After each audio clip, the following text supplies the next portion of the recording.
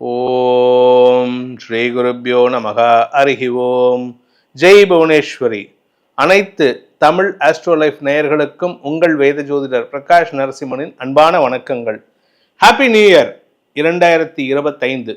இந்த 2025ஆம் ஆண்டுக்கான new year ராசி பலன்கள். இந்த பலன்கள் அனைத்தும் பொது பலன்கள் மட்டுமே. திருக்கணித பஞ்சாங்க முறைப்படி கணிக்கப்படுகின்ற இந்த பலன்கள் உங்களுக்கு சாதகமாகவோ பாதகமாகவோ நடந்திட உங்களுடைய ஜனனகால ஜாதகம் மற்றும் தசாபுக்திகள் துணை நிற்க வேண்டும். இந்த வருஷத்தினுடைய ஆரம்ப நாளான ஜனவரி 1, 2025 அன்று இருக்கக்கூடிய கிரக நிலவரம், வருஷம் ஃபுல்லாக கிரக நிலவரம் மாறிட்டே இருக்கும். இந்த 1ஆம் தேதி என்ன கிரக நிலவரமோ அதை பேஸ் பண்ணி தான் நம்ம இந்த வருஷத்தினுடைய பலன்களையும் கூட கழித்து பலன் சொல்ல போகிறோம். இந்த வருஷ ஆரம்பத்தில் குரு பகவான் ரிஷபராசியில் வக்ரகதியில் இருக்கார். பிப்ரவரி 4ஆம் தேதி வரைக்கும் குரு வக்ரகதியில் இருப்பார். பிப்ரவரி 4 வக்ர நிவர்த்தி அடைகிறாரு. செவ்வாய் கடகராசியில் நீச்சஸ்தானத்தில் வக்கரமாக இருக்கார். கேது பகவான் கன்னி ராசியில் சஞ்சாரம் பண்ணுறாரு. விருச்சிக ராசியில் புதன் குருவின் வக்கர பார்வையில் நேரடி பார்வையில். தனுசு ராசியில் சூரியன், அதாவது மார்கழி மாதத்தில் இந்த நியூ இயர் பிறக்கிறது, அதனால் சூரியன் தனுசு ராசியில் இருக்கார். மகர ராசியில சந்திரன் தன் பயணத்தை துவக்கிறாரு. நாள் கிரகம்னு சொல்லக்கூடிய சந்திரன் மகர ராசியிலிருந்து தன் பயணத்தை துவக்கிறாரு. அதே சமயம் கும்பராசியில சனி சுக்கிரன் சேர்க்கை, மீன ராசியில ராகு பகவான் சஞ்சாரம் பண்றாரு. இதுதான் இந்த வருட ஆரம்பத்தில் இருக்கக்கூடிய கிரக நிலவரம். இந்த வருஷத்துல சில கிரக பயிற்சிகள், முக்கியமான கிரக பயிற்சிகள் இருக்கு. அதாவது வருஷத்துக்கு ஒரு தடவை சில கிரக பயிற்சிகள் நடக்கிறது வேற, இந்த மாதாந்திர கிரக பயிற்சிகள் நடக்கிறது வேற. ஆனால் இந்த வருடாந்திர கிரகங்கள்னு சொல்லக்கூடிய குரு, சனி மற்றும் ராகு கேது பயிற்சிகளுடைய நிகழ்வுகள் இந்த வருஷத்தில் நடக்க போகிறது. ஏன்னா இந்த வருஷம் ஒரு டேர்ன் ஆஃப் ஈவெண்ட்ஸ் நடக்கக்கூடிய வருஷம். உங்களுக்கும் சரி, எனக்கும் சரி, உலகத்துக்கே சரி மாற்றங்களை தரக்கூடிய ஆண்டாக இருக்கும். என்ன காரணம் அப்படின்னு கேட்டீங்கன்னா, 2.5 வருடங்களுக்கு ஒரு தடவை சனி பயிற்சி நடக்கும். அந்த சனி பயிற்சி இந்த வருஷம் 2025 நடக்க போகிறது. மார்ச் 29 அன்று சனி பயிற்சி நடக்கிறது. மார்ச் 29, 2025 அன்று சனி பகவான் கும்பராசியிலிருந்து மீன ராசிக்கு பயிற்சி ஆகிறார்.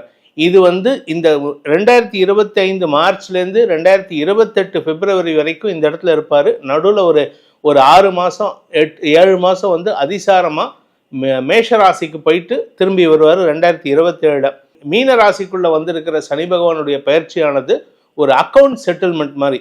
நம்ம எப்படி மாதம் அக்கௌண்ட் செட்டில் பண்ணுவோம், வருஷ கடைசியில் மார்ச் 31 ஒரு அக்கௌண்ட் செட்டில் பண்ணிட்டு ஏப்ரல் 1 திருப்பி அக்கௌண்ட் ஆரம்பிப்போம்.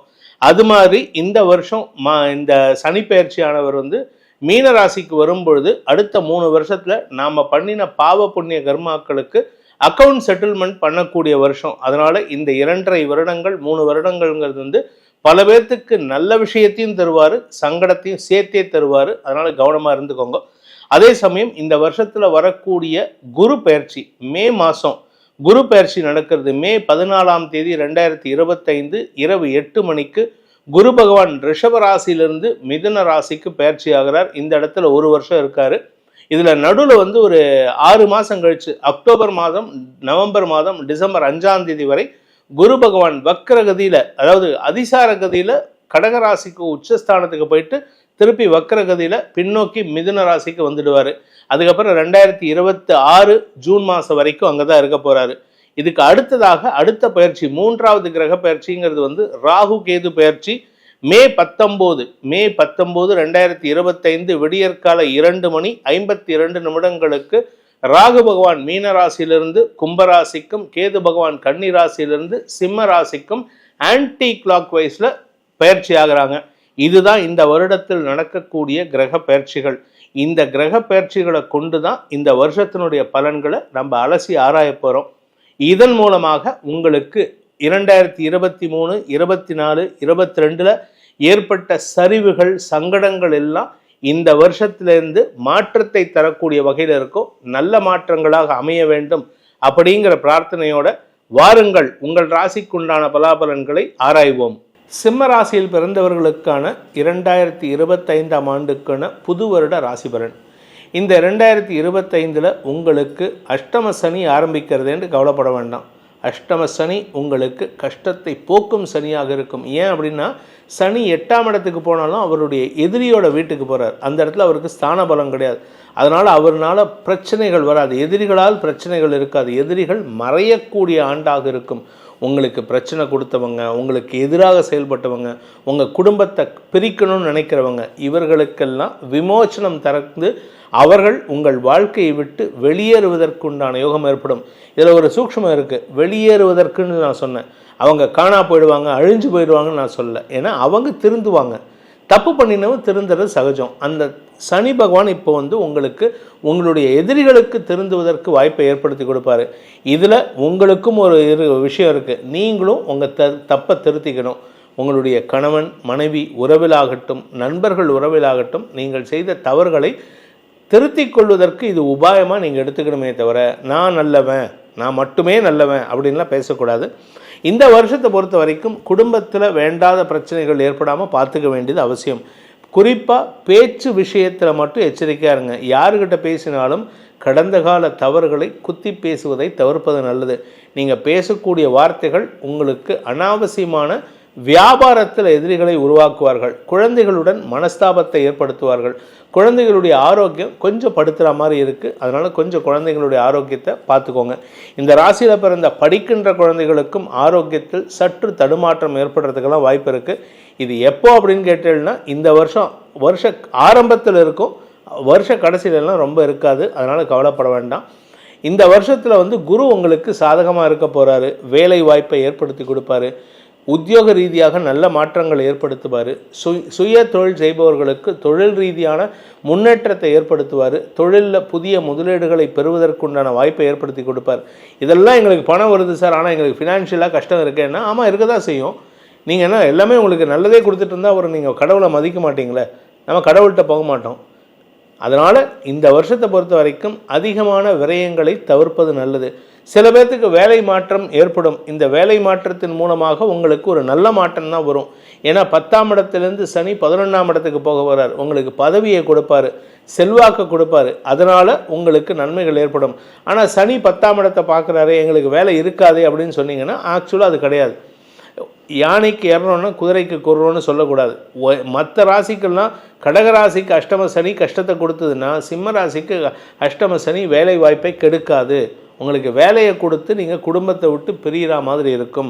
குடும்பத்தில் ஒரு சிறு பிரிவு ஏற்படுமே தவிர குடும்பத்தில் நிரந்தர பிரிவு ஏற்படுறதுக்கு வாய்ப்பில்லை. உங்களை பொறுத்த வரைக்கும் அதாவது கடகராசிக்கு கஷ்டத்தை கொடுத்த அஷ்டம சனி உங்களுக்கு அஷ்டம சனியில் ஒரு பிரிவை கொடுப்பார். அவ்வளோதானே தவிர கஷ்டத்தை தரமாட்டார். பண விவகாரங்களில் கால்குலேட் பண்ணி செலவு பண்ணுங்கள்.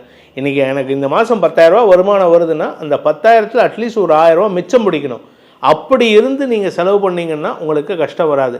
நீங்கள் 10,000 வரதே 10,000, ஆனால் 10,000 வரத்துக்கு முன்னாடியே 12,000 செலவு வச்சுருந்தீங்கன்னா இந்த வருஷம் முழுவதும் நீங்கள் கடனில் தான் குடும்பம் நடத்துகிற மாதிரி இருக்கும். கவனமாக இருந்துக்கோங்க. இந்த சிம்ம ராசியில் பிறந்த வியாபாரிகளுக்கு ஏற்கனவே சொன்னது போல்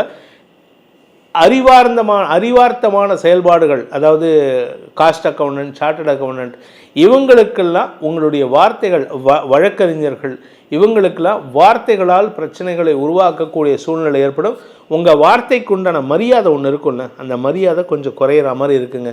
நீங்கள் சில காலமாக தவறான வார்த்தை பிரயோகங்களை ஏற்படுத்துறதுனால உங்களுக்கு அந்த வார்த்தைக்கு உண்டான மரியாதை குறையக்கூடிய நேரம். அதனால் கொஞ்சம் கவனமாக இருந்துக்கிறது நல்லது.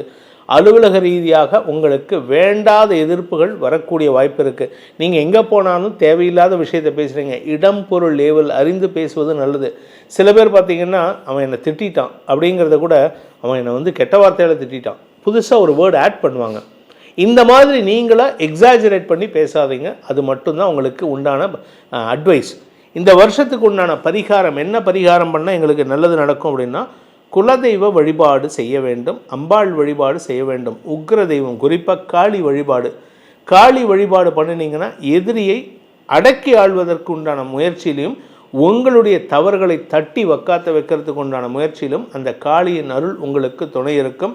அதனால் இந்த வருஷத்துக்கு முழுவதும் நீங்கள் செய்ய வேண்டியது எல்லா ராசிக்கும் சொன்ன பலன்களைப் போல நீங்களும் துர்கா சப்தஸ்லோகியை பாராயணம் செய்வதன் மூலமாக தவறான வார்த்தை பிரயோகம் வராமல் அந்த துர்கை உங்களுக்கு வழிநடத்துவாள்.